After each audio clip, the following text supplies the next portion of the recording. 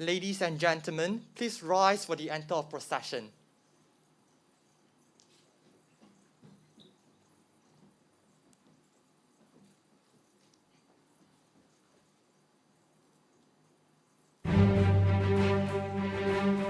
The procession will now enter the hall.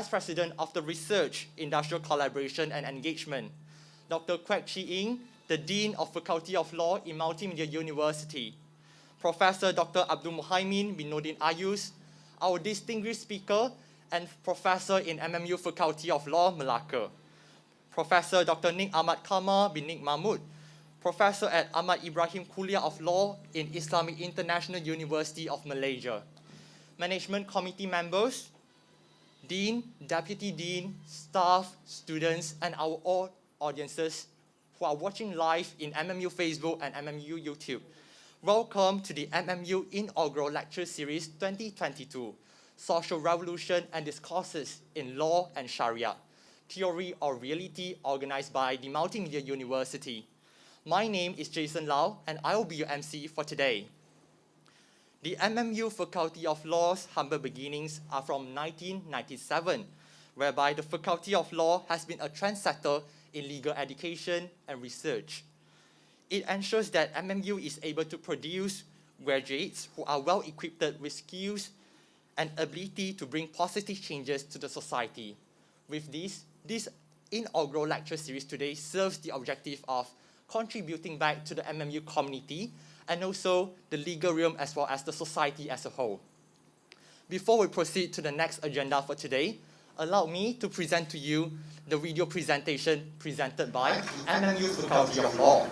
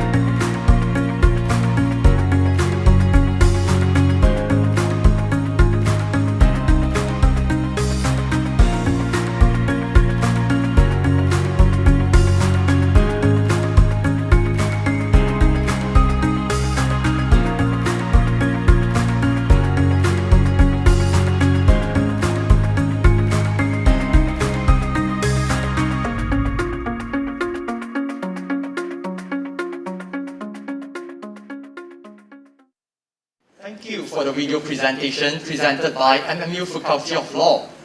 Ladies and gentlemen, now we would like to invite Dr. Kwek Chi-Ing, the Dean of MMU Faculty of Law, to deliver the welcoming remarks. Please welcome Dr. Kwek Chi-Ing.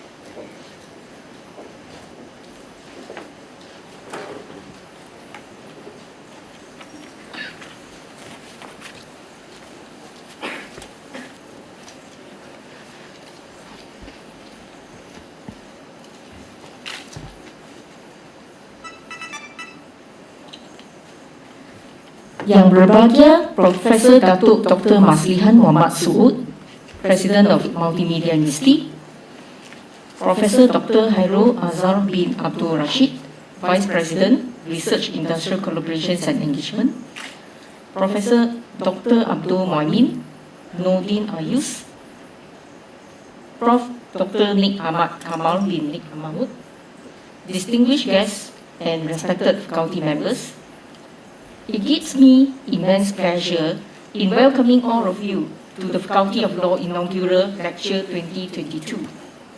Whether you join us physically or virtually. Some of you have travelled for some distance or interstate, right, to get here. So we truly thank you for your presence. An inaugural lecture is a prestigious ceremonial lecture delivered by a professor who is newly appointed or a new professor to celebrate his scholarly achievement. It offers an opportunity for the professor to share with us his knowledge and his current and future research plan, as well as his insights in the field of his expertise. The very first inaugural lecture of the Faculty of Law, Multimedia University was held in April 2013, in which Professor Dr. Minzan delivered his lecture on the topic Comparative Common Law Legacies in the Asian Context, Anomalies of the Current Myanmar Legal System. Today, our Professor Dr. Abdul Mohaimin, Noordin Ayus, will continue this tradition by delivering his inaugural lecture entitled Social Revolution and Discourse in Law and Shari'ah, Theory or Realities. We would like to express our sincere thanks to our organizing committee who has been working relentlessly to ensure the success of this inaugural lecture.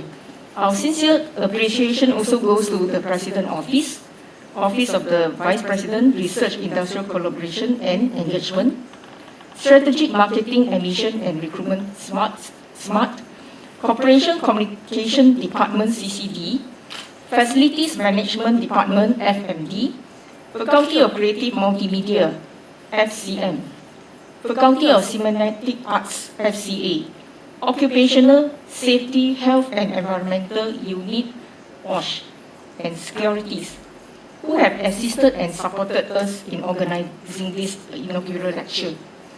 I wish everyone here to have a fruitful and enjoyable lecture this morning. Thank you very much.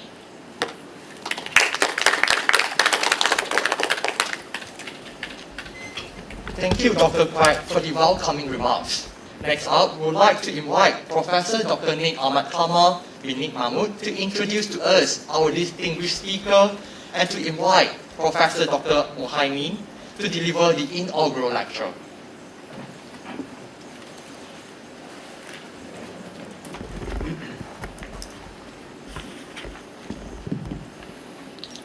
Bismillahirrahmanirrahim. Alhamdulillahi Rabbil Alamin. Salatu wassalamu ala Rasulillah wa ala alihi wa sahbihi ajma'in. The Honorable President of MMU, the Vice President, the Dean, distinguished guests, and Professor Dr. Abdul Mohaimin, Noordin Ayus, ladies and gentlemen, Assalamualaikum warahmatullahi wabarakatuh, and selamat sejahtera. It is an honor for me to be here. Not only this is my first visit to MMU Cyberjaya, but also it is an honor for me to introduce Professor Dr. Abdul Mohaimin, a long-time colleague, to deliver his inaugural lecture entitled Social Revolution and Discourses in Law and Sharia, Theory and Reality. Dr. Abdul Mohaimin was born on 20th of August 1951. And his parent was Haji Noordin Ayus bin Haji Muhammad Noordin, and his mother was Hajah Yang Asyah binti Ibrahim. And his mother was a housewife, and also a distinguished sister to Dom Mazi bin Ibrahim, was a popular journalist with RTM, Radio Television Malaysia, in the 70s. And his mother's cousin was Tun Abdul Ayub, the Chief Secretary of the Government of Malaysia from 1st January 1979 to 30th of November 1980. But I believe that the most influential person that has influenced so much of Dr. Abdul Mohaimin, or Prof. Dr. Abdul Mohaimin's life has been his late father. Now, let me just briefly speak about my acquaintance with Dr. Mohaimin. He was in 1986, was it? That he joined the Faculty of Law, or the Kuliah of Laws, International Islamic University as a tutor. I was then already a tutor. So briefly, we met, even though he was a student for 4 years at IUM. I only knew him closely when he joined the faculty as a tutor. And he, not long after that, he went to do his master's, MCL, and Master of Comparative Law, and then went to the University of Aberdeen to do his Doctor of Philosophy. So when I arrived in Aberdeen, doing my PhD in 1992, Dr. Abdul Mohaimin was already there and about to leave. He about to finish his degree. But he had helped me a lot, and that probably made us closer together. He had accommodated me for, I think, about a week in his house before I was able to find my own accommodation. And he actually introduced me to the city of Aberdeen and the university as a whole. Now, he was also the president of the Malaysian Student Society in Aberdeen, and he had led tremendously well the community of Malaysian students and also their families in Aberdeen. He completed his study for PhD for, I think, 36 months on the dot, and he went back to Malaysia and continued to teach at the Faculty of Law, the Kuliah of Laws, International Islamic University. Now, he obtained his tertiary education from IIUM in Bachelor of Law, second class upper, and then he completed his Masters of Comparative Law in 1989. Before that, he was also studying Diploma in Translation from University of Malaya. And at IUM, after completing his PhD, he continued to obtain his Diploma in Shari'ah Law and Practice in 1995. Now, his educational background was very interesting indeed. But I will just focus more on his working experience and his previous academic positions. Now, he has served in many universities in many countries. That was very interesting indeed. Now, he was, of course, currently he's the professor at MMU, at the Faculty of Law. But before that, he was at University Islam Sultan Sharif Ali, UNISA, Negara Brunei Darussalam. And it has been a long period of time, and he was a professor there from 2016 to 2019.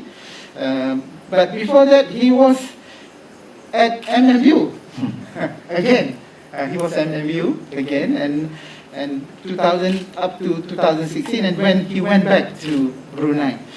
Now, he at Brunei, I think he spent more than 10 years, Dr. Mohaimin, as an associate professor at the UNISA, and also the dean of the Faculty of Shari'ah Law at the UNISA. And at MMU, he has been serving as an external examiner, as a young professor, and also he visited as a visiting professor at University Islam Negara Brunei, Sultan Sharif Ali Negara Brunei Darussalam. At IIM, he was an associate professor, and he served the State Republic of Maldives for 3 years, when he was invited and appointed by the Asian Development to establish the Faculty of Sharia and Law at the Maldives College of Higher Education, Republic of Maldives. And he was an associate professor there, and also establishing the law faculty and the law and Sharia faculty at the university in Maldives. Now, he was also, before he joined the university, to do his Bachelor of Law study. He was the legal assistant at the Legal Affairs Department, Dewan Bandaraya. Okay, now I just want to also share with our audience here today that he has served as the Dean of the Kuliah of Laws, the Ahmad Ibrahim Kuliah of Laws International Islamic University, for a brief period before he went to the Republic of Maldives. And he was also the director of the Law Center for about, I think, a few months, for 1 year, sorry, for 2 years, sorry. And he was also the Deputy Dean of the Faculty of Law, IIUM. So we can see that he has served in many places and so many functions as a professor, as a deputy dean, as a dean, and he has, I believe, accumulated tremendous amount of experience in terms of administration as well as in terms of knowledge of the law. Now, in professional institutions, he have also served, especially in Negara Brunei Darussalam. He was a member of a special team or speakers for the dissemination and publication of the provision in the Shari'ah Penal Code Order 2013, at the time when Brunei was introducing the hudud law. Okay, and he was also very much involved in disseminating information as a facilitator of the propagation of Islam Roundtable Program, panelist for Ashura program at the Radio and Television of Brunei, specialist resource person in Brunei on behalf of the Prime Minister Office in regards to the implementation of the hudud law, member of the subcommittee in Brunei in regards to the implementation of the Sharia Penal Code, member of the advisory board of the Brunei Sharia Law Report, a member of the editorial team of Brunei Sharia and Law Journal, and also Dewan Bahasa and Pustaka Brunei. And in Malaysia, he is also an editor of the Journal of Law and Society of the Faculty of Law, University Kebangsaan Malaysia. And in Brunei also he was the editorial board of the Journal of Sultan Sharif Ali, the Islamic University. And he has served also as a member of the Perak Islamic Committee. He was the judge of the panel of Sharia of Appeal judges for Sharia Court of Appeal for Perak. He was a member of the construction of the criteria standard for law and Sharia Malaysian Qualification Agency, and member of the subcommittee of the Law Review Committee for the Islamic Banking and Financial Transaction Bank Negara Malaysia. And of course, most importantly, he was a member of the Perak Council for Islamic Religion and Malay Custom from 1999 until the year 2000. And for public universities, he has been the advisory board of the LLB Corporate Honours Program of UUM, members of the Program Accreditation Committee for Mara Professional College.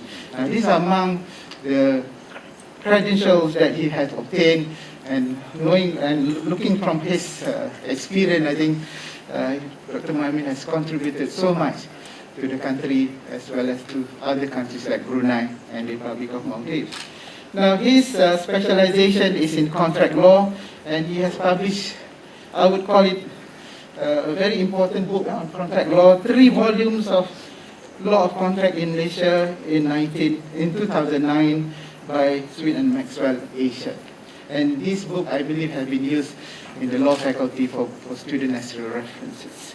And he has published 23 articles in local and international journals, and he has also been a case reporter for Malayan Law Reports, Malayan Law Journal, sorry. Now, just to touch a bit on his early years as a student and his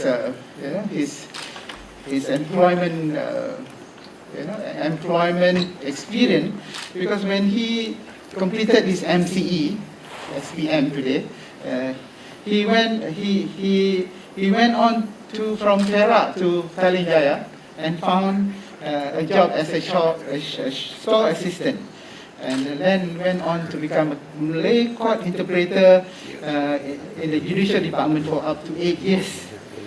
and also a legal assistant at Dewan Bandaraya Kuala Lumpur before he joined a university to obtain his tertiary education degree. So what pushed him to become a successful person when in the initial stage of his life it was not so successful? Now his father was overjoyed when he secured a job as a Malay court interpreter in August 1972.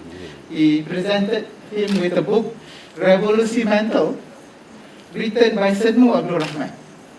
One of the motivational success stories in the book is about a court interpreter who had gone to read law and in his later stage or later legal career was elevated to the High Court as a judge and subsequently a Supreme Court judge. And he was Justice Datuk Ajaib Singh, 1927-1995. So that was perhaps the motivational point of his life, especially when he was pointed by the father that is how people can become a successful person. Most significantly was his father's high expectation of him. His father was the main contributor to his success story. His father sent him to Anderson School in Ipoh, a boarding school about 100 kilometers away from Sitiawan. Prof. Mohaimin did not do well in MCE. At the age of 19, which I mentioned just now, he went to Kalinjaya and obtained a job in Shah Alam as a storekeeper. Now, he quietly attended evening classes to obtain high school certificate to please his father, but unfortunately, he was not a successful one as well.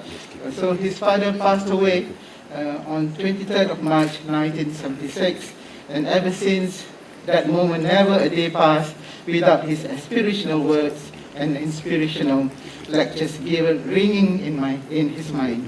Nevertheless, 6 years after his demise, through thick and thin, he managed to secure a diploma, and together with many years of experience in the judicial department, he was considered to qualify to enroll as a Bachelor of Law student at the International Islamic University on the mature student ticket.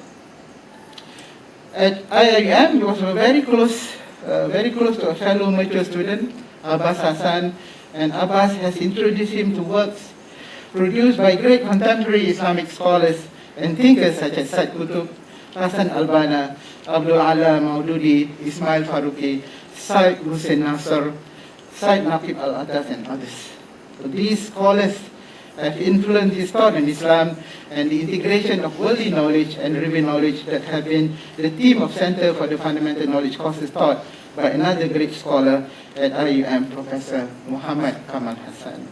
So he has dedicated his 3 volumes of Law of Contract to his father, and I believe the topic that he's going to present today would provide an indication of perhaps his thought about how integration between Islamic law and the civil law can be more successfully implemented in the light of so many things that happened in this country for more than 50 years. So with that, I would like to invite Dr. Abdul Mohaimin to give his professorial lecture. Thank you very much. Assalamualaikum warahmatullahi wabarakatuh.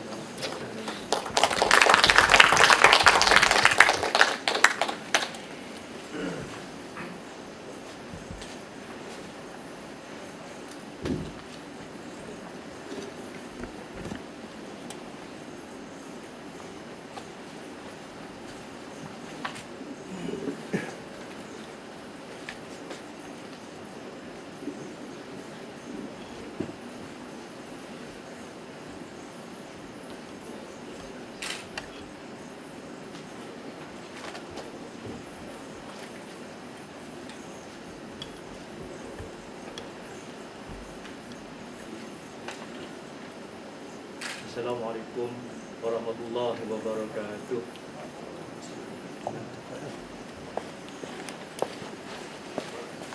Assalamualaikum warahmatullahi wabarakatuh. Bismillahirrahmanirrahim. Alhamdulillahirabbil alamin. Wassalatu wassalamu ala asyrafil anbiya'i wal mursalin wa ala alihi wa sahbihi ajmain. Alhamdulillah, yang berbahagia Profesor Datuk Dr. Mazlihan Muhammad Suud, President of the Multimedia University Malaysia, Yang Bursa Profesor Insinyur Dr. Hairul Azhar bin Abdul Rashid, Vice President Research Industrial Collaborations and Engagement of Multimedia University, Yang Bursa, we invited introducer, Professor Dr. Kamal bin Mahmud. Between me and him, sometimes I'm up, sometimes I'm down. When I was a dean, he was my deputy. Then he became deputy director, I went off. And my respected Dean of the Faculty of Law, Multimedia University Melaka, Dr. Kwek Chi Ying,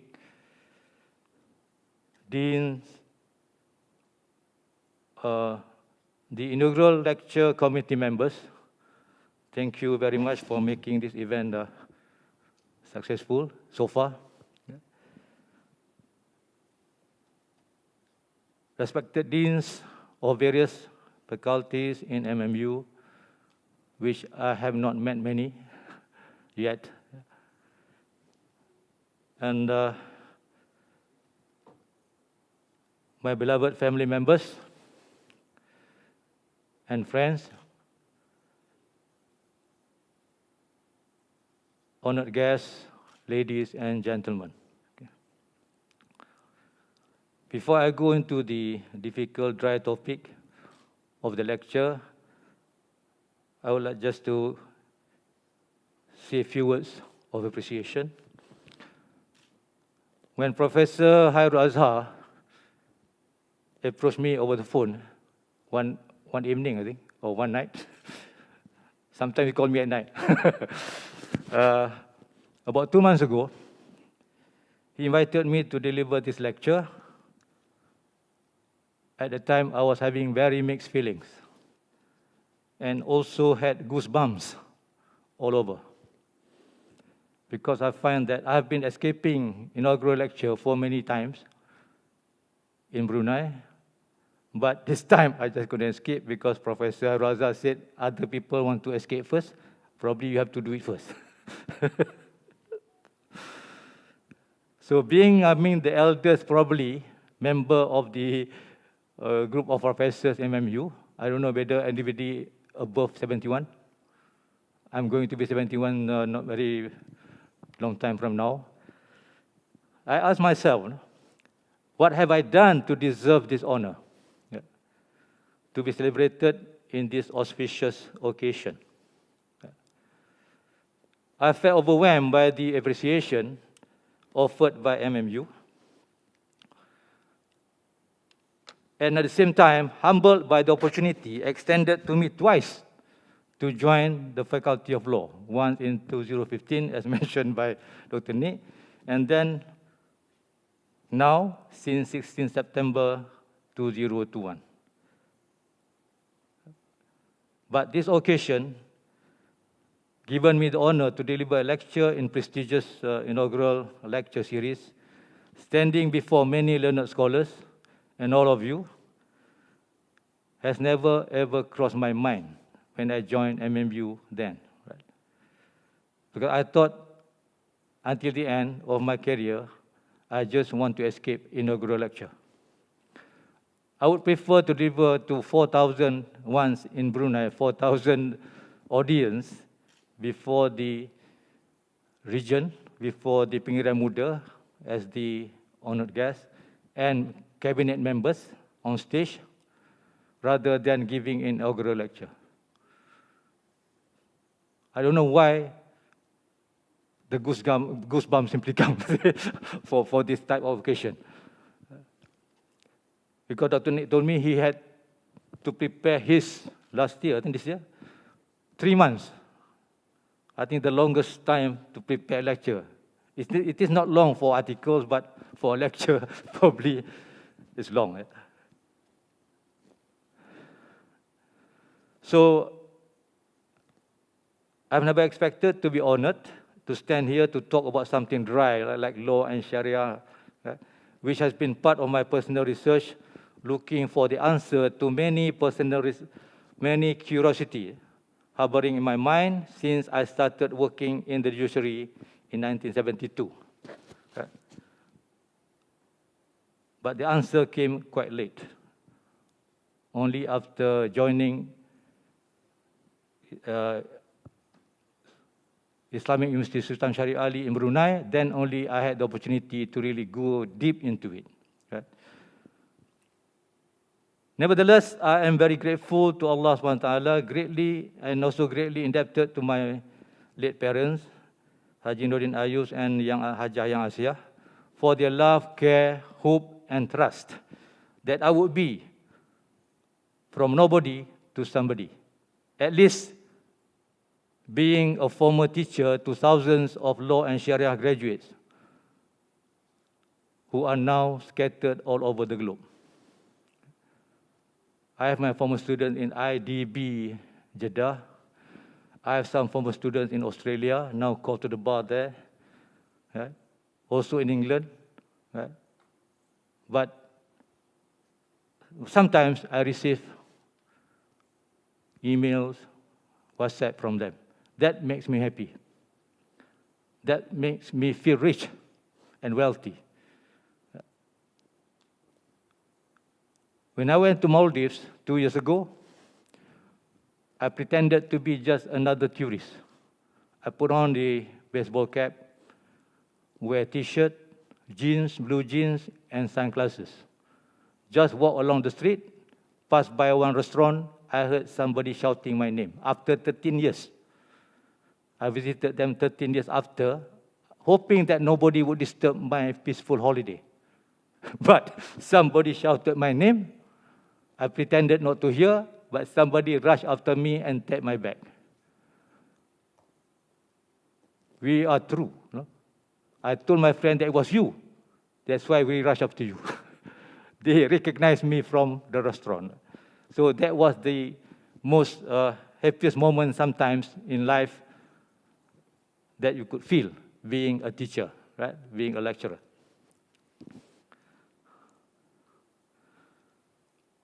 And I greatly owe this to, and with my apology, to my lovely and dearest family members, Noordin Ismail, Hajah Zarina Ismail, Dr. Aida, and my lovely children, Fazli, Zuhairi, Iman Christina, Idran Qayyum, and Irfan Qayyum. I have with me Hajah Zarina Ismail. My eldest son is having an important job. He cannot escape from the job. My second son, Zuhairi, is here with his wife. And Iman Christina is here, my daughter, my only daughter. Idran Qayyum, I think he didn't arrive. Maybe last minute he didn't, he may decide not to come because he's in Penang now, an engineer with Intel. And Irfan Qayyum is here, my youngest. The only one who joined IUM after me, but he never wanted to take law. He is now doing IT. But all my children refused to take law. I said, thank you very much, because law is a dying profession. For those who is only taking law as a vocation. But if you want to go further, to be a philosopher, no problem. You have a lot of vacancies there, but no money. So it wouldn't be complete if I don't record my special thanks to my mentors when I was serving the judiciary, right? The great judges whom I had personally known, who had motivated me to study also apart from my beloved father. My appreciation goes to Yang Ahmad Arif, almarhum Tan Sri Abdul Malik Ahmad, a very close boss and friend. Right? He was the one who really motivated me and pushed me to go for law. Right? Probably he could see my potential, I don't know how. Yeah? And then one judge by the name of Datuk B.T.H. Lee, right? He bumped into me in my small office being a compounding officer coming to pay fine for his wife. I was so surprised, a judge of the High Court walking across the road coming to my small office at Dewan Bandaraya, humbly enter my room, politely, "Good morning, sir. May I sit down, please, sir?" And he asked me, "How much are you going to charge this offense of wrong parking?" I said, "Is it yours or somebody else?" "It's my wife's." "Why should you come here, your lordship? You should have sent your orderly. You should have sent your police guard, you know. You should have sent your driver to see me." And then he said, "Shh, don't speak loudly." Very decent, very polite. He was about retired then. After he took the chip from me to say you have to you have to pay 20 ringgit. He said, "Thank you very much." "Sir," he said, "where did you study law?" Because I explained everything very legal to him. At that time, I didn't know that he was a judge. Only later on, when he started asking me, "Where did you learn the law?" Then something rang to my mind. I've seen this guy in court. He must be somebody there. I stood up. "I'm very sorry, your lordship. Now I remember you are the judge there." And then he asked me to sit down quietly. "Don't make a fuss about it." And then, before he left, he said, "Better come and see me in my office whenever you are free. Please come." I said. So I went to see him one day. He gave me a beautiful testimonial with the red head notes, letterhead, Hakim Malaya. Yeah? Use this letter whenever you are applying to do law. You will be one. You will be one in the later days. So I waited until I graduate to give him the real surprise and to thank him. But God loves him more. He was taken away to see God before I could see him, when he went back to Kuching to retire. So I just cannot thank him. So here, this opportunity, I thank him for his small, beautiful letter.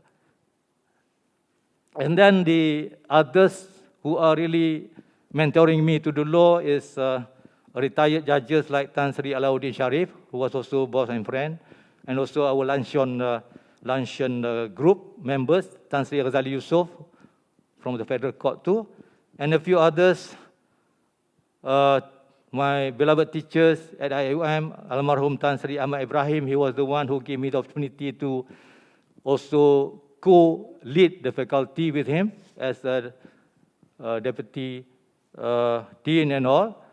And then Professor Razali Nawawi was mentioning because he was a very good teacher to me and also friend, and many others, including former rector Professor Unggul Muhammad Kamal Hassan. Okay, I think many others deserve to be thanked, but only Allah knows. May Allah's blessing be upon them all.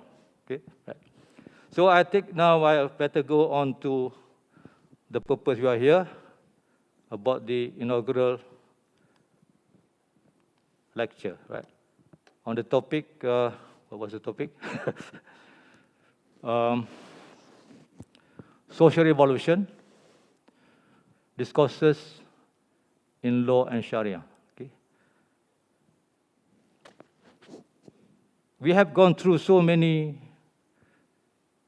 phases of life and could see various types of revolution. War, right? Demonstration. Now perhaps viral messages expressing discontent, right? Which one day, from a few drops of water becoming flood, it will change the landscape. Right? We have seen what happened in, for instance, in Iran. Yeah? They had the Islamic Revolution, which was in fact quite peaceful, which led to the change of government, where Riza Pahlavi was ousted. He had to go on exile, and the country was taken by Ayatollah Khomeini. And the law changed. With that revolution, the American-dominated influence that they had in the country had changed to Islamic Republic, and Islamic law was enforced in Iran. Okay. The revolution was quite peaceful. It was a popular revolution.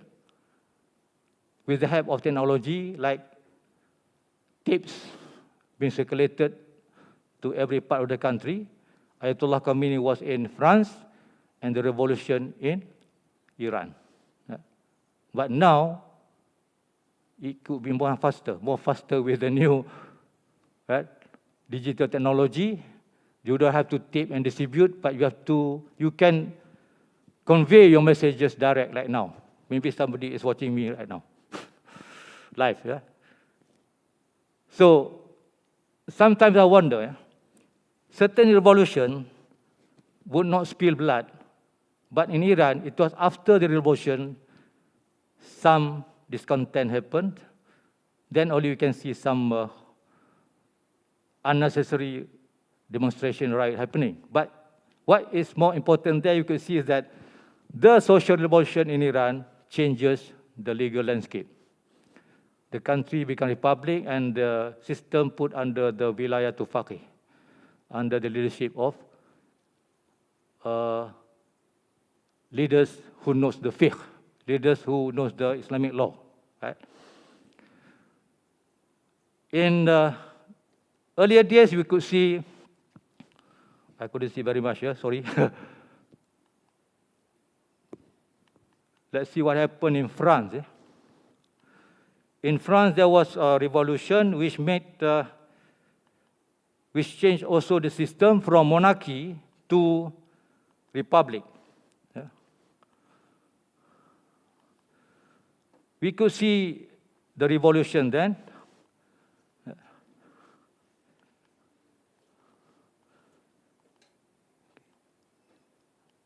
Never mind, I just talk about it for a while until I find my slides. You can see that at the end of the revolution, King Louis, I think, was sent to the guillotine. And later, his wife, the Queen, also received the same fate. Yeah.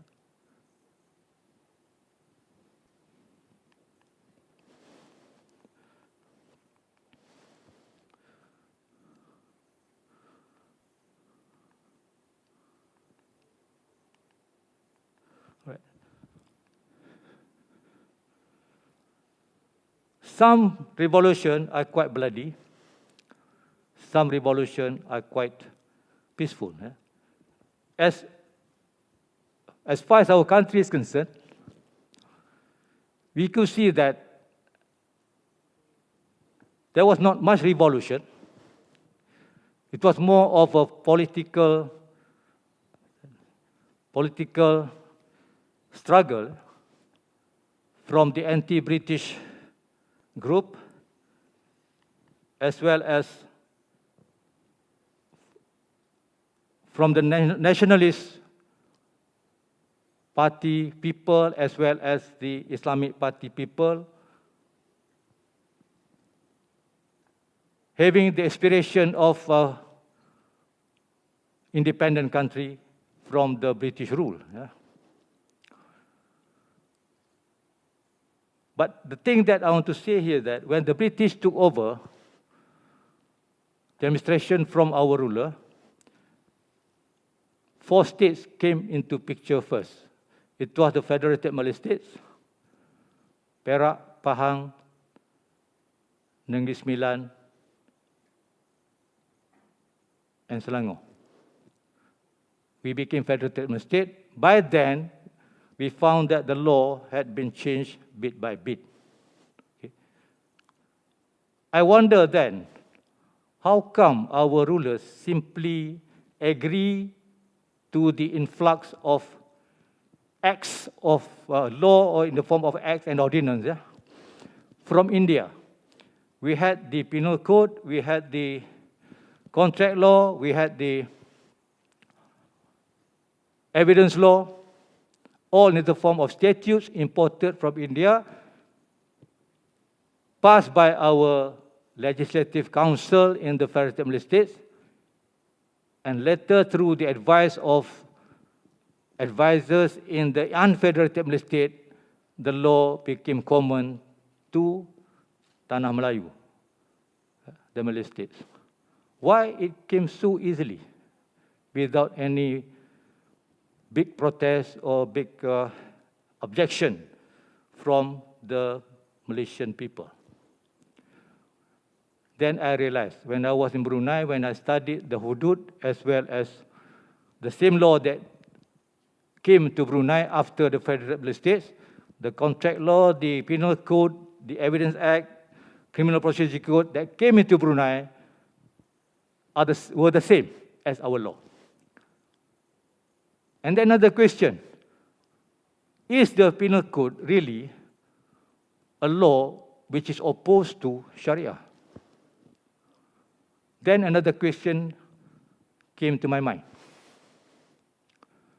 Why then Pakistan still enforce the penal code within its Sharia system, apart from new hudud laws that had been passed in 1979? Whereas in Malaysia, when our states aspired to introduce hudud law like Terengganu and Kelantan under the hudud enactment, they ignored the importance of penal code. They want to invent their own criminal law for the ta'zir purposes, for the discretionary punishment purposes. There are only particularly six hudud offenses. Pakistan simply had 6 individual ordinances to cater for that. But when it comes to similar offenses which don't require the punishment under hudud, the judge will move to penal code. Take, for instance, theft. In hudud, it is called Shari'ah. Right? Same offense, theft, can be punished either as hudud offense or can be punished under discretionary punishment under the penal code. The only difference is the essentials to establish the offense, either for hudud purposes or for ta'zir purposes, you need 4 elements to be proved. Right? Element of removing the property from the owner surreptitiously without him knowing. Right? And then the thief has no part or ownership of the property. Right? But for the purpose of sentencing the person, then you need the condition. There are about 16 conditions to go along with it. If you fail to establish one of the conditions, you cannot punish in hudud. So in Pakistan, the court will go to section 379 of the penal code. But in our Malay archipelago, we find that we look at penal code as something very alien that should not go along if we have Islamic hudud law to be enforced. For Brunei, for instance, if you look at the punishment for theft compared to theft in the hudud ordinance, order, you can see that if the accused person is not able to be punished with hudud, he has to be punished under the ta'zir punishment, that is discretionary, under the discretion of the state. But the maximum, comparatively, the maximum imposed under the Sharia law compared to the civil law, civil court, very vast. In penal code, maximum 3 years. Here, it goes to 10 years. So how do you see justice there? Meaning that you can be under a different roof. If you go under the Sharia court roof, you tend to be punished more than if your offense goes to the civil court, you tend to have a more lenient punishment.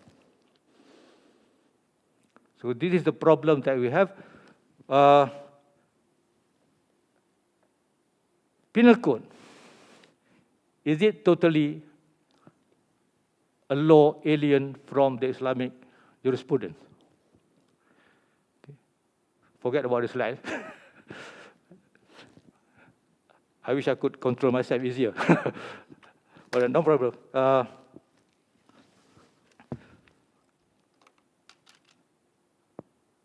Look at the penal code. Yeah. Especially on the law of qisas, law of homicide, law on homicide. You look at the penal code, we have 3 categories of homicide. Yeah. Murder, punishable with death, punishable with death.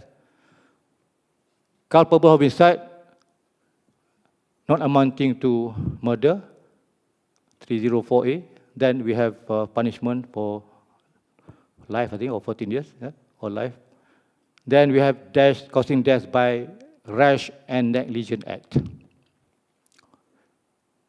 Look under the fiqh book on qisas. We have qatlul amd, intentional murder, 302 under penal code. We have qatlul shibhil amd, 304A under penal code. Similar, yeah? And then we have death caused by rash and negligence. I forgot the section in penal code. So, what is the difference there? The difference is only in terms of evidence. In the penal code, you can even sentence the accused person without any eyewitness witnessing the act of murder. If you remember, I talked to the Singapore audience. I asked them, do you remember your old case in Singapore, the case of Sunny Ang and public prosecutor? I said, if your unlucky Sunny Ang were to be tried under the Shari'ah court, he is now 80 over years old. Perhaps I can see him and talk to him. But he was sentenced to death for a murder of his girlfriend, whose body was never recovered from under the sea. No eyewitness witnessing him murdering the girlfriend. The only thing is that the boatsman who took this couple to sea for scuba diving was the only witness, seeing the lady going into the water and disappear. But he was sentenced, he was convicted under circumstantial evidence. 2 weeks before the disappearance of his girlfriend, he renewed his girlfriend's life insurance and substituted the beneficiary to the insurance to his own mother. If this lady were to die or disappear, the mother will be the beneficiary to the insurance money. But he did not renew his. When he took up the insurance a year before, he took both for him and his girlfriend. But when the insurance were about to expire, he only renewed his girlfriend's insurance, life insurance. So he almost escaped from the perfect murder plan. Even though the body of the girlfriend was not discovered, the police recovered the scuba gear, the flippers. They discovered that one of the flipper was cut, meaning that there would be imbalance under the water. And it was testified by some expert on scuba diving there that place is dangerous because the undercurrent was strong. So meaning that if you are not an expert scuba diver, with the one side scuba, this flipper is shorter than the other, basically you cannot have a balanced propelling. Yeah? So all these circumstantial evidence pointed to his design. Why? He was too impatient. I think less than 1 month, he took his mother to claim the money. Otherwise, it could be a perfect murder, perfect plan. Eh? But under Qisas, he may be, even though he has the intention, but no witnesses, yeah? No two witnesses to witness the incident. He could escape the death penalty, but he could only be punished with a diyat, the payment of compensation. Right? So, how much? You check your Google, look for the price of gold, 24 karat gold per gram. How much is the price per gram now in Malaysia? Times 4.25. No, times 4,250. That is the amount of diyat to be paid. Yeah. But subject to family's negotiation, no problem. You can negotiate this. Even in murder, the family can forgive the murderer and accept, in lieu of the death sentence, accept to diyat from the murderer. And yet still, the family member still has the right even to let him go without a single cent, depending on circumstances. Sometimes it's quite difficult to understand why. Because Qisas offenses are put under the category of the right of man, the right of manusia. Okay. When you kill someone, the family will suffer.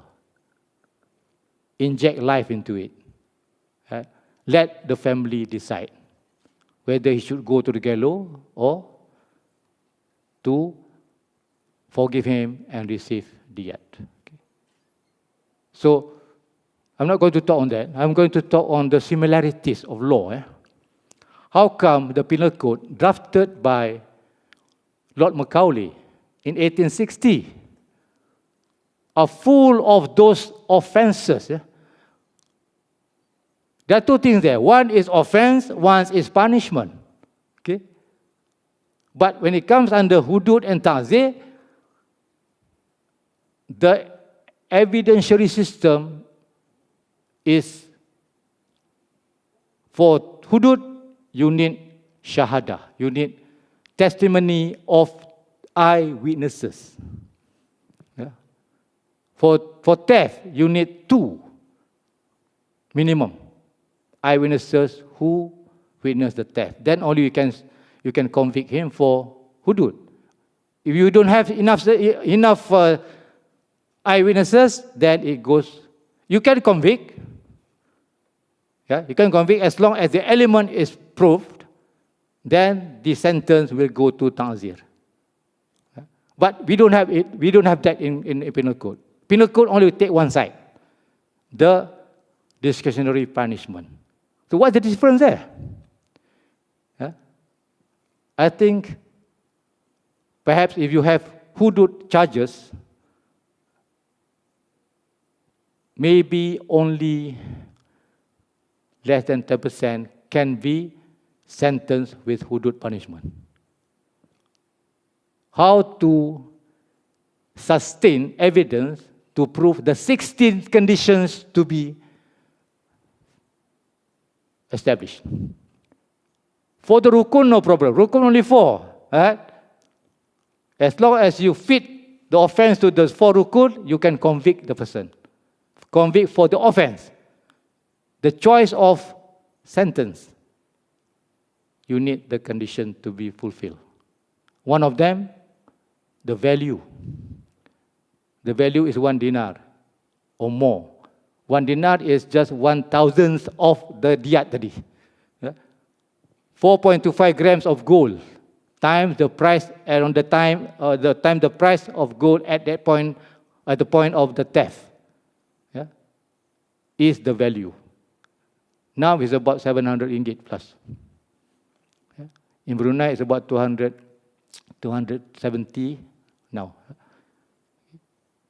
So if the theft only for 600 ringgit value, you cannot go send him to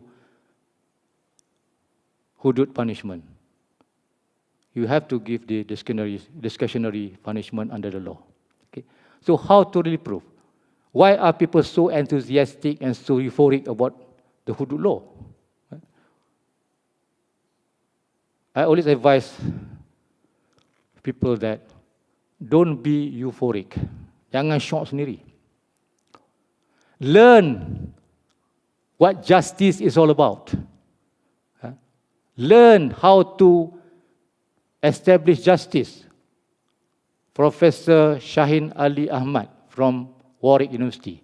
She was in Pakistan all the time when hudud was enforced in Pakistan. She came up with the reason why it failed in Pakistan. She found out that in the study of Shari'ah, especially Bachelor of Shari'ah, we have two sets of department in the university. One under Usuluddin, one under Shari'ah wal Kanun. Those graduated from Shari'ah wal Kanun may know how to establish justice. If you take the Bachelor Shari'ah from Usuluddin, he can tell you the history of Shari'ah. So she set up one group of researchers from Nigeria, Pakistan, from all the countries that are enforcing Sharia, and start to dig deeper into it.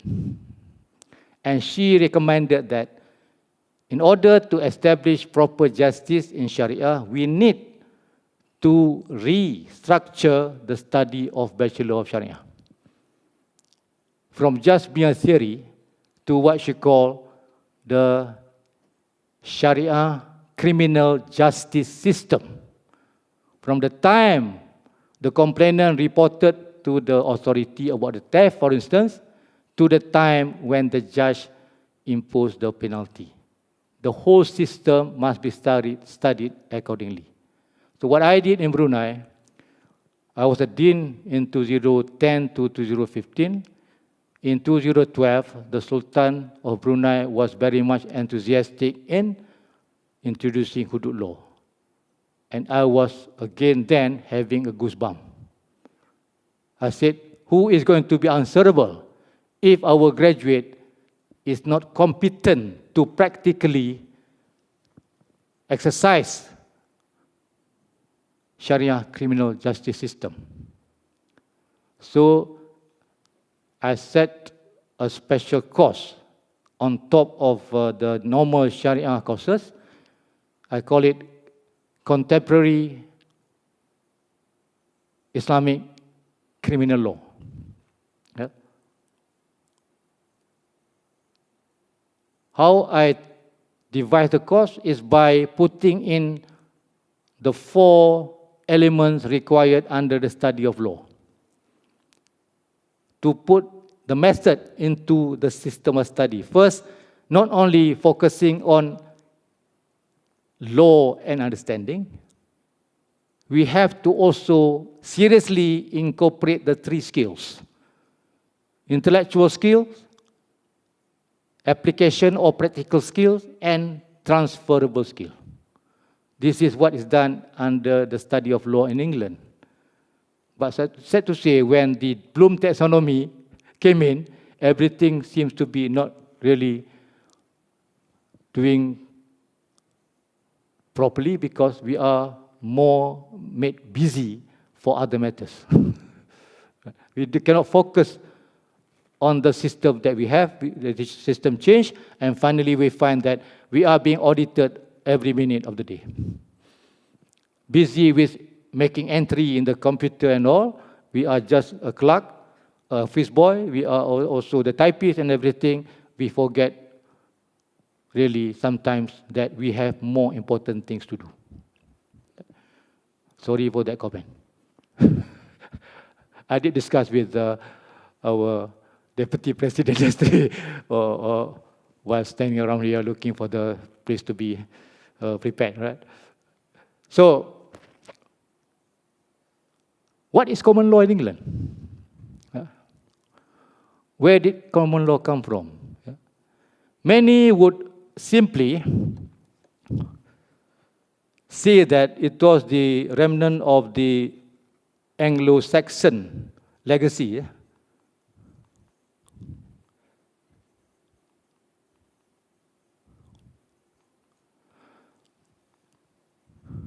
Okay.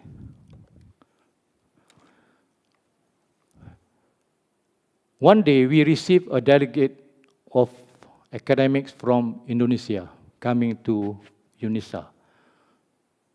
I don't know why they choose the topic on common law, whereas in Indonesia they don't have common law. They have continental law like a civil law system. They try to talk about common law and put emphasis on Anglo-Saxon origin of the common law.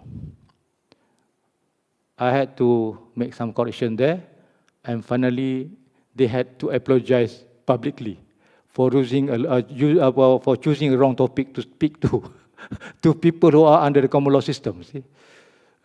So, if you look at the common law, it is not a continuous system right from the beginning. It was intervened in between. Not from the very first century or second century until now. The intervention came in the 12th century. The Anglo-Saxon way of life had been distorted by the coming of the Norman from Normandy. People who originated from apa nama tempat di atas dekat Finland apa semua tu? Lupalah. They are not really in the continental Europe, but they are beyond. Scandinavia. Sometimes they are called the Vikings. I developed the interest in watching all these old movies, about history. The Viking, Robin Hood, all the 3-4 Robin Hood I've watched. Surprisingly, if you are looking for something, you can find. When the British High Commissioner came to visit UNISA in Brunei, my boss director was not happy in the sense that what he's coming here for, what he's looking for. So he called me, said, Prof, you better join the meeting. I think he's going to ask about hudud. That was in 2014. So we received him, he came. First, he would ask about our education system and all. And then he talked about hudud. I said, Your Excellency, you have nothing to worry about this. You had that already in your country. He looked astonished. What do you mean? What we are doing here in UNISA is the idea from your own professor in Warwick University. We are not raising Taliban, is it? How do you do with your course? How do you really, what do you mean by what you say? Then I explained to him, the criminal justice system, the method of learning, teaching and learning has to change. But sorry to say that when I proposed that course outline, course detail to my staff then, after lengthy discussion, finally nobody was willing to accept the challenge to teach the subject. Because they were taught traditionally on fiqh. Finally, my deputy dean, the Shari'ah lady, said, Prof, I think you better teach it yourself. That's how I started to develop my interest. And finally, I can easily face the High Commissioner of Britain, the Australian High Commissioner, the Russian Ambassador. Everybody flocked to our university to know more. And also, I was also brought into the committee, special committee to deal with the missions. And I had to deal with so many things, including LGBT. The social change that we are talking about LGBT is the social change that started early in the 20th century, right? When certain parts, like in America, legalized also gay marriage and all. And we have also something happening in our country where Sajjad had gone to Australia and now being declared a female. I have no qualm about that. I have no worry about that. Something within us that forced her to do it. Okay.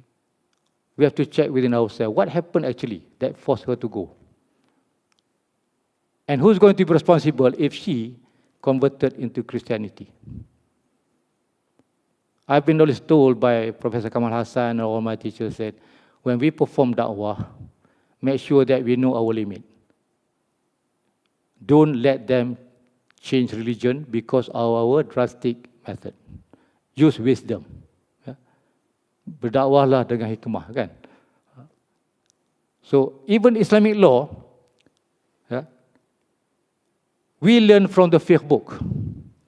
In fact, there are more wisdom and knowledge to be gathered from other books, other kitab. You can see that some graduates of Shari'ah, they talk like any of us who never go to university. Because they read the same kitab, the same fact book. For instance, okay, I questioned one law under the hudud law in Brunei. I said, is it right to punish an adultery offender if you fail to bring 4 witnesses? They said, no problem, we can punish with ta'zir. I said, are you sure? I said, because the word used is zina, adultery. I told my students today, when I taught my students, I said, zina is a word like KFC. It has some business, what do you call that? Apa business apa ni? Nama-nama ni? Business goodwill. Yeah? Zina is not business. Something that God really don't want us to impose that level on anybody, even though he has committed zina. Otherwise, you are a liar. Kazibun, pendusta. Then how to find guidance? Don't read the fiqh book, you cannot find. Read the life story, the biography of Sayyidina Ali. Read the biography of Sayyidina Umar. Sayyidina Umar, one day, he is very fond, a very good leader, very fond of going around Madinah city. Normally, with a friend, with a sahabat. The popular story we heard in the surah of masjid is the story where he passed by a tent and he heard children crying and he gave salam and asked permission to see what's happening inside. And he heard the stove with boiling water. Some sound like crack, crack, crack, crack. No? Something is in the pot while the water is boiling, and the children were hungry. And then she asked the lady, what's wrong with the children? They are hungry. And what are you cooking? Nothing. Just water and a piece of paper to make noise, to distract the children so that the children can go to sleep. And then the woman started to curse Sayyidina Ali. Because he said Sayyidina Ali never care. Sayyidina Ali was there. Sayyidina Umar. Sayyidina Umar was there with his friend. Immediately they went back to the Baitul Mal, to the store, the food store of the state, and brought 2 bags of flour, and he insisted to carry that himself, and brought it to the tent for the woman to cook for the children. And then only then the Sahabat told the lady, this is Sayyidina Umar. That is not the story that I want to share with you. Because in the surah, even in the colleges, you can find that this is a story told to students. What about law? How to enforce the law? One night he was alone, slowly walking around the street, the small street in Medina, and he bumped into a couple making love in the dark. See? And he asked them, "Are you married?" No. Go home, repent, don't do it again, otherwise you can be punished. He let them go. Would the penguatkuasa tu they let you go? Tell me. They found you with a girl in the car, they come and surrounded you as if you have committed very big crime. From the story related by Sajjad, she was mistreated. But people may think otherwise. That I don't care. Ini matter of opinion, kan? But I follow her case because I know that there's something wrong somewhere there. Like the case in Terengganu. 2 ladies were caught in an attempt to perform certain lesbian act. Everybody was happy when it was announced that these 2 would be punished in public. 100 people will be invited to the court. And one of the reporters who attended came to Brunei and asked me the same question. Prof, what do you think of the action? I said, that is against Islam because we cannot expose other people's shortcomings or vices or whatever bad thing people do in public, except for zina. Okay. Oh, what about Aceh? I said our judges didn't read the story, the newspaper. Aceh had already abolished that 2 weeks ago. They only concentrate on the zina, but not on the normal ta'ziyah offences. Tak boleh mengaibkan orang. Walaupun buat salah. So which law and which practice are we doing? Are we really following? Sayyidina Umar, coming back to him, the next morning he performed the subuh prayer as an imam. Right after salam, he told the sahabat, stay for a while, I want to talk to you all. So what he said to the congregation, last night I bumped into this couple and they were having their thing. I simply scolded them, asked them to repent to Allah, go back and never do it again. Then one of the normal guys, he asked, what actually should I do then? Normal people like us would tell him, Bosku, it's your thing, it's your power. You are the Khalifa. You can do what you like. But Sayyidina Ali interjected. Ya Amirul Mu'minin, O Caliph, if you lash them according to the law, lash them, I will be the one who would lash your back. Sayyidina Ali is reprimanding the leader, the Caliph, if you punish that couple, I'll be the one who's going to punish you. People will be feeling very strange. Orang buat salah, lepas orang yang menghukum kena. Why? Because of the verse in the Quran, ayat Surah An-Nur, ayat 13. If you want to accuse anybody for zina, using the label zina, you have to welcome Ya Amarif. Thank you very much. If you want to label, putting that label zina into anybody, you need to bring 4 witnesses. Without 4 witnesses, those who came forward to see that they witnessed the act, they are the one who's going to be lashed for khadaf. For khadaf. This is very strange. What is meant by kazibun in that ayat? If you don't bring 4 witnesses, you are kazibun. Okay? You are a liar.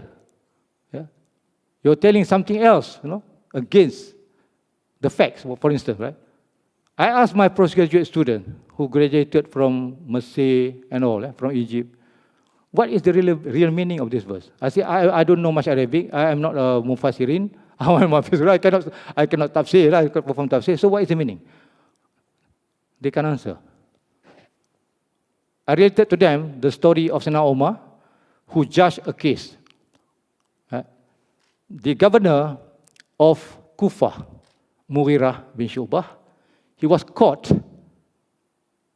having sex with a widow. At that time, there was a very windy day. all the windows are closed, and then the street is very narrow. The witnesses were Abu Bakr, I think, opposite house, living in the opposite house, to Mughirah across the street. Suddenly there was a strong gush of wind. Right? All the windows were open. And Abu Bakr and three others saw the act. From window to window, where Mughirah was having his back towards Abu Bakr's window. Immediately Abu Bakr and the two others caught Mughirah and brought him to Sayyidina Umar. Sayyidina Umar, where is the fourth person? Okay, we'll bring the fourth person who was there with us in the room. So the fourth person came. Umar asked him, what have you seen? I saw his back, bare back. And then, could you see the lady? Could you identify the lady with him? I cannot see the face. What can you see? I can only see his back up, not the lower part, back up. So what can you see? You need to see the lower part.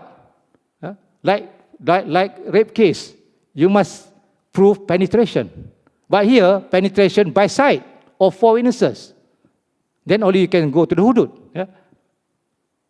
What he saw was just bare back of Mughirah. And then I saw 2 feet on the shoulder, left and right, like the ears of donkey. You look any story about this, about Mughirah, you can see that. Mughirah is also a sahabat. Sahabat Rasulullah. He was a governor. Mughirah was let go by Umar because he said, lacking 1 eyewitness. 3 said they saw everything, including penetration. 1 said, I saw only his back, with the 2 feet on the shoulders. And who was punished? Who were punished? The 3 guys. The 3 witnesses were punished with 80 lashes each. And then Abu Bakr kept on shouting, very angry with Sayyidina Umar. Sayyidina Umar was seen about to further punish him when Sayyidina Ali stopped him. Enough, said. You have already lashed him 80, enough. For Khadaf. So what is meant by Khadaf here? Khadaf is some kind of fitnah, fitnah. Libel and slander, more or less. But on the chastity of women. You need 4 witnesses. So what I'm going to tell you is this. What is the meaning of the word kazibun? Is it kazibun, lying on the facts that you saw something? Or what kazibun? The 3 guys say, I saw, we saw, clearly. The same case that was brought to Sayyidina Ali, same thing. The only difference is, the 4th witness said, I saw them under the cover of, selimut apa? Cover of a sheet. So what can the 4th man see? He could only see some movement under the sheet. But the 3 said, they saw everything. 1, it could be kazib or lying upon facts, what they saw. I say it's not that. It is more of denying what God had ordained. Don't simply bring this to court if you don't have 4 people witnessing it. Okay? So that is so strict in the sense that don't simply charge or accuse anybody of zina. The label zina, as I told my student, is just like going to KFC or McD, you know where to go. You know what is this. But for zina, Z-I-N-A, you cannot use against anybody unless you have 4 witnesses. And then what happened to your ta'zir punishment in the law? I said, follow what Sayyidina Ali had done. Except only if there are 4 witnesses. Ta'zir if 1 or 2 of the witnesses said, we didn't see it clearly, but 2 saw it clearly. Okay.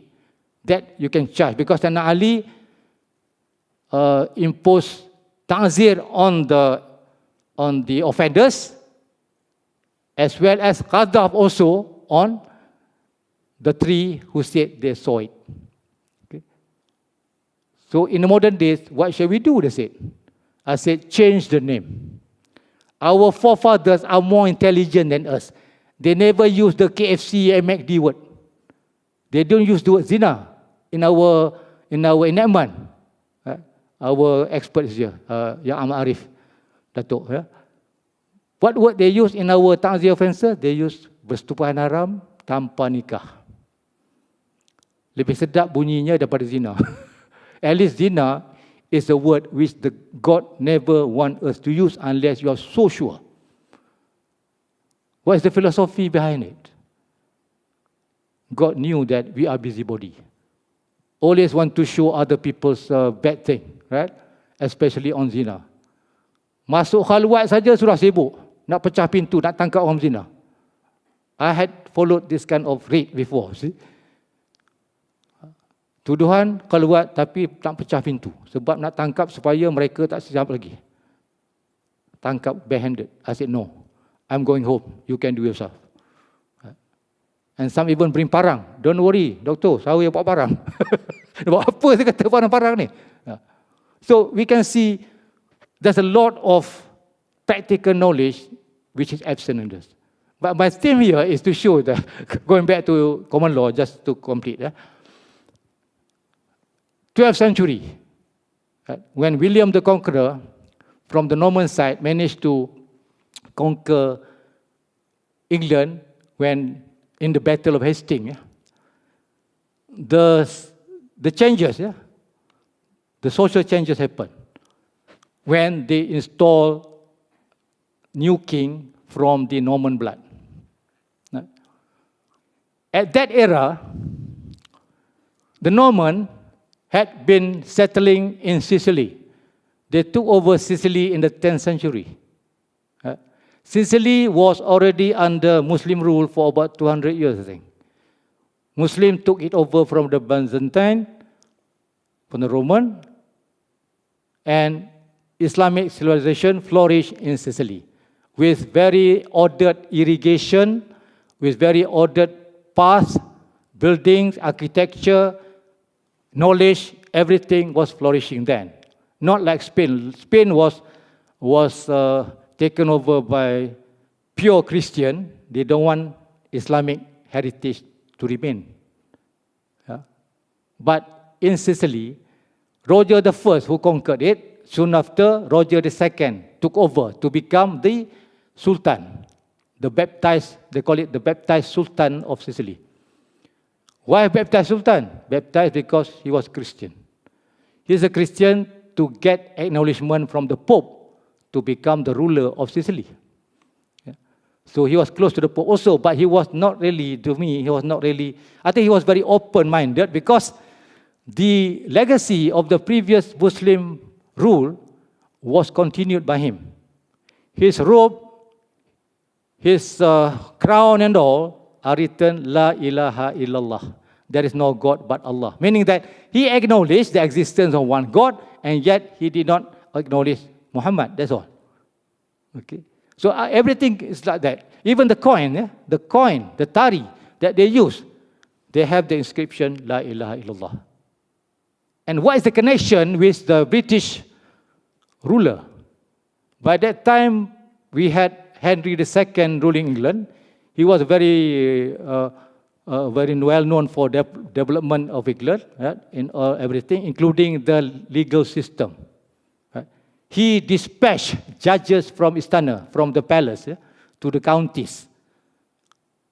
I remember what happened when Rasulullah, the Prophet Muhammad, dispatched Muaz bin Jabal to Yemen. Some kind of same dialogue is there, used there. When Rasulullah from Medina dispatched before his demise about a couple of years later, he sent Muaz bin Jabal to Yemen. He said, when you are in Yemen, you are the governor, you are the judge and everything. If people came before you to settle matters of dispute, what would you do? Muaz said, I will look it from the Quran. What happens if you don't find anything in the Quran? I will look into your Sunnah. What happens if you don't find anything from my Sunnah? I will use ijtihad, reasoning. So reasoning here mostly would depend on the principles, the Quran, the Sunnah, as well as the custom. That was happening in 7th century. In 12th century, 10th to 12th century, when Henry II was in Sicily, Thomas Le Brun, known in England as Thomas Brown, one of the officials in the court of Henry II, came to Sicily and became very important man. The chancery, I think. Something to do with finance. Some sort of minister under Roger II in Sicily. He was with one Christian official. I think was he Bishop of Shelby or Priest of Shelby? I can't remember the exact designation. So both of them actually from England coming to Sicily because they were brothers from the same nation. They were Normans. But Thomas Brown and the other guy was not Norman. They were serving the Normans in England. They came to Sicily. These are the people who collected all the principles of law, all the cultural thing and all, see? And when Roger II's regime ended, these two went back to England in time to be with Henry II. That was the starting point of the new era of the common law. Professor Makdisi, if you look later on my slide, he was then, he made a lot of discovery about this. Yeah? This is nothing, this is showing to you that if science and technology from the early Islamic era are being hailed and recognized by the Western world, the question is that many ask, like Manlio Lima, like Professor John Makdisi. Yeah? I said, why we never heard about law? We heard all this, Optic. We have all these people, great people. Abdul Jabir Hayam, Gerber. I remember Gerber when my children were small. We bought feeding bottle, Gerber. Never realized that Gerber came from this name. Right? And then Ibn Hayyan, all these kitab were being translated into Latin. Coincidentally, when Henry II ruled England, Latin was made one of the main languages, even in court. That's why today in common law court we have some Latin being used. Right? And most of the legal maxims are there in Islamic law. Simply said, like de minimis rule, de minimis non-correct lex. Whatever is so trivial can be permissible. I think Ahmad Arif can do it in Arabic. I cannot say it in Arabic. It's there in fiqh. Yeah? Like the prosecution must prove the case. It's there in Arabic text, in our Islamic text. How to prove a case? The prosecution must prove the case. It is there in our criminal system. Everything is there. See? Very similar, very same. The only thing is that after that, they develop and redevelop. The Muslim, they retracted. We withdraw. Because we were under a lot of foreign intervention, foreign invasion. Right? All the Islamic world were invaded, were influenced by foreign powers. Malaysia, for instance, under British, the Arab world under the French, yeah? And some under British. So that distorted our development. Whereas what was transported to England have been developed. Until such a way that we couldn't see the origin anymore. Yeah? If you look at the law there in England,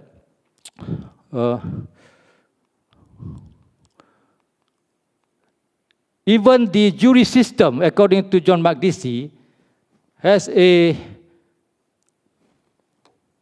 connection to the teaching under the mazhab of Maliki, where matters are being settled by some elders in the community. In England, they put jury system. Contract is the most obvious, according to John Makdisi, because for the first time, he said, in the European bloc in England, we can see that the transfer of the right in the property happens when there is offer and acceptance. Once offer and acceptance is done, then the property in the thing, meaning hak milik, the property in the thing, in the goods, is already transferred, even though the property has not been given yet. There was something new in England then, see? And it only happened in the Islamic world. And another one, the Comenda in Italy. Comenda is a case of Shari'ah or Shari'ah, apa ni, in Islamic commercial law, partnership. Partnership. I give the finance, you do the job. We share the profit. In Italian system, they call it Comenda. Very similar, see, because the Italian are close to Africa, that is Tunisia. Many of the traders were exchanging trade. But the Italian took the practice from the Arab side to see that there was the trendy thing then. Okay, there's so many things. If you read my, happen to read my slides, you can see a lot of examples there, right? Just because my eyes are quite poor there, so I cannot really run the slide properly. So, what else? Yeah?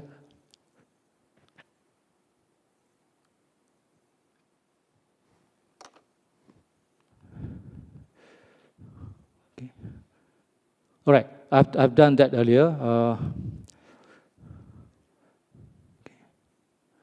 So according to John Makdisi, the coherence of common law patterns strongly suggests the dominating influence of a single pre-existing legal tradition rather than a patchwork of influences from multiple legal systems overlaid on Roman legal framework. Many say that the origin was within Europe, Roman law, Celtic law, Anglo-Saxon. But you can see the pattern, the common law pattern that you have today, when it started, doesn't match any of the pattern in Europe.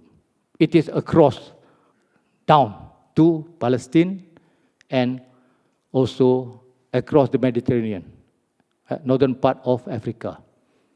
And mind you,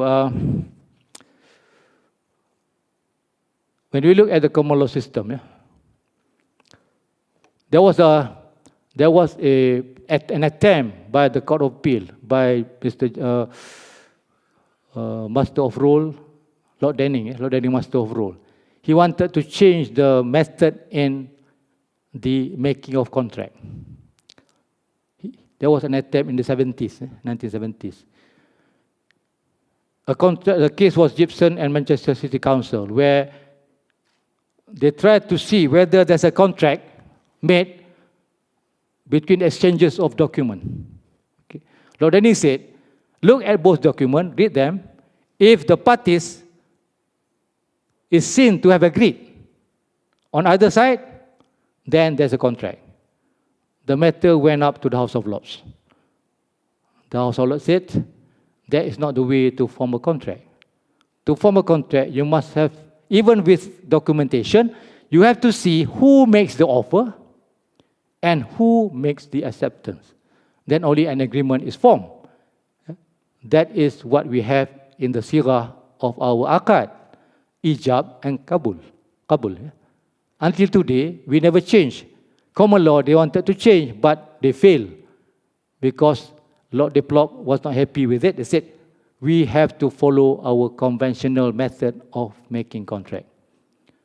They have tried to change the system, maybe they want to establish their own in the modern world, but the thing remained the same. Okay, so I think I better end my talk now. And then what is the short one? What is the role of the Knight Templars? Yeah? Tentera Salib. Okay. You can see from Robin Hood films,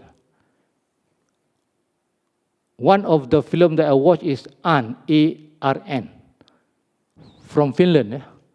We can see how the injured Knight Templars from Europe, when they were injured, seriously injured in Palestine, in Jerusalem, yeah, some of them were rescued by the soldiers from Salahuddin al-Ayyubi. The only thing in the film ARN is that I watched the original version. Now they change it into an edited version. Certain very significant thing is no more in the edited version. Right? So this soldier fell in the oasis, very badly wounded. Salahuddin al-Ayyubi, Saladin, was with 6, 7 of his men. And he asked his soldier, go and pick up that injured soldier, bring it to my camp. Being treated like a VIP. Then you can see the dialogue. Finally, this soldier actually, he joined the crusade because he committed sin in Finland. He was supposed to be a priest, but fell in love with a girl within that vicinity. And they fornicated. And the lady, I think, became pregnant, and he was called to see the bishop to release all the sin. He said, you have to go to the war, to crusade. So he went. So what you can see how this thing goes to Europe, yeah? Went to Europe. When he was well, Salahuddin al-Ayyubi asked 4 of his best men, to escort him back to Finland. See? Look at Robin Hood. Who was with Kevin Costner in Robin Hood? The very famous actor Morgan Freeman. Yeah? He wore Islamic robe with turban, and he was praying, meaning that even with the Knight Templars, our Muslim brothers were there already, exchanging ideas. That's why Robin Hood became a Robin Hood, yeah? Trying to do justice, yeah? Because everyone in England, the sheriff, the king, yeah? The lord of the manor and all, they were all having their own law of their own. Before Henry II. When Henry II came in, only he organized everything well, not during the Anglo-Saxon. The sheriff sometimes behaved like a king. That's why Robin Hood was not happy. Right? He learned the good points from Azim, his companion. Right? And even in the Robin Hood film, like Kevin Costner, Russell Crowe, how he expressed his awe, his feeling when he told his companion how strong the Muslim woman was with her child. We were about to behead her. She never looked afraid. She was just saying, Allah is great. So there's so many things, Islamic things being injected into the film. Why? Right? But not in history book. So you can see how things are developing there. Even the Magna Carta, see what are the words there. You can see that something they had learned during their crusade. Okay. I'm not saying it, but scholars are saying it. Only thing is that I'm not able to show you which one. Later on, you can get the slides and see. Okay. Okay. I think I have spoken long enough. Sorry, Mr. Vice President. Thank you very much for having me here. And please forgive me for my poor eyesight. No, I cannot really run the slide properly. Anyway, I hope whatever I have said would be of some benefit to you all.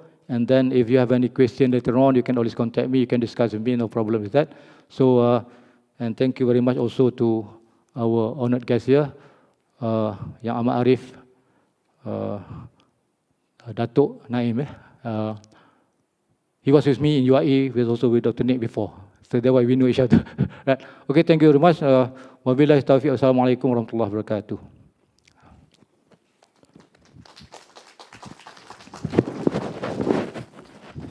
Thank you, Prof, for the insightful lecture, and I'm sure that the audiences have gotten a lot of insights and information with regards to our topic for today, which is social revolution and discourses in law and Sharia, theory and reality.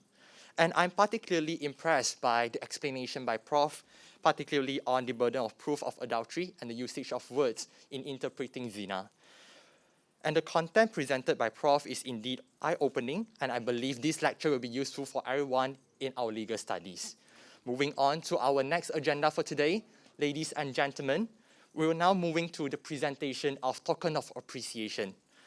We would like to invite Professor Insigne Hairu Ashar, accompanied by Dr. Quek Chi Ying, to the stage to present the Token of Appreciation to Dr. Nik Ahmad Kamal and Professor Dr. Mohaimin.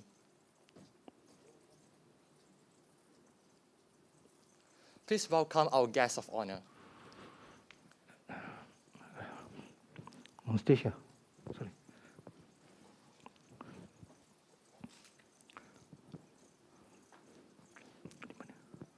Mana tu?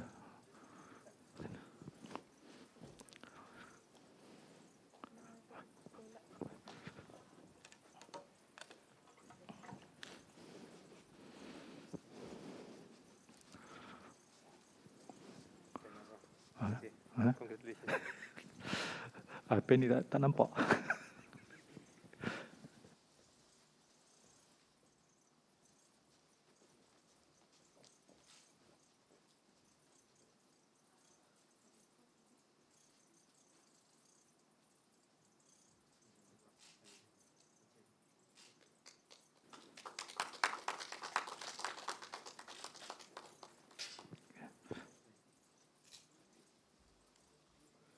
Thank you so much, Professor Insigne Hairu Ashar, Professor Dr. Abdul Mohaimin, Professor Dr. Nik Ahmad Kamal, and Dr. Quek. Moving on to our next agenda for today, we will now be taking a photography, whereby we would like to invite all the guests of honors to the stage to have a photography session.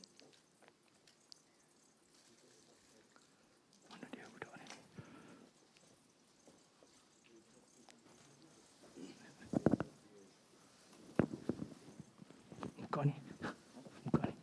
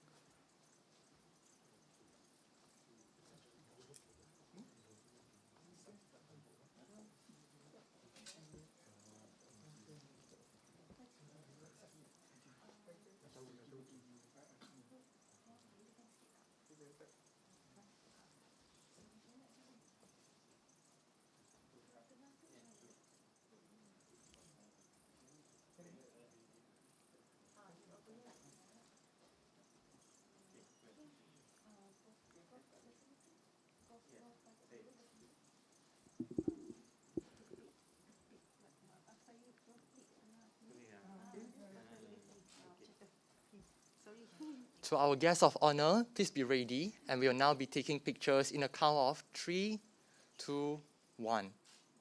And we'll be taking another picture. Ready, 3, 2, 1. For now, we would like to invite the guests of honor to remove your mask so that we are able to take a clearer pictures.